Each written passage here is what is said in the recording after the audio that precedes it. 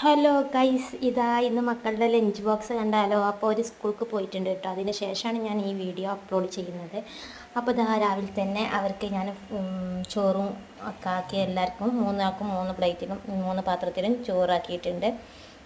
പിന്നെ നൂനൂക്കും ദിലൂക്കും ഈ ഒരു ഇതാണ് കേട്ടോ, ഉരുളൻകിഴങ്ങ് വറുത്തതും അതുപോലെ തന്നെ സോയാബീൻ വറുത്തതും മതി എന്ന് പറഞ്ഞിട്ടുണ്ടായിരുന്നു. അപ്പോൾ ഓർക്ക് രണ്ടാൾക്കും അതാക്കി കൊടുത്തിട്ടുണ്ട്. പിന്നെ ഷാനുക്ക് ഇത് രണ്ടും പറ്റൂല. അപ്പോൾ ഷാനു മോനിക്ക് ഞാൻ മുട്ട വറുത്തതും പിന്നെ അതുപോലെ തന്നെ നമ്മൾ കൊടുത്തയക്കാൻ പറ്റാത്തൊരു സംഭവമാണ് എനിക്ക് വേണമെന്ന് പറഞ്ഞത്. അതെന്താണെന്ന് വെച്ചാലേ, നമ്മളെ മീൻ ഞാൻ ചെറിയ കുഞ്ഞയിലുണ്ടായിരുന്നു, അത് വറുത്ത് വേണമെന്ന് പറഞ്ഞിട്ടുണ്ടായിരുന്നു.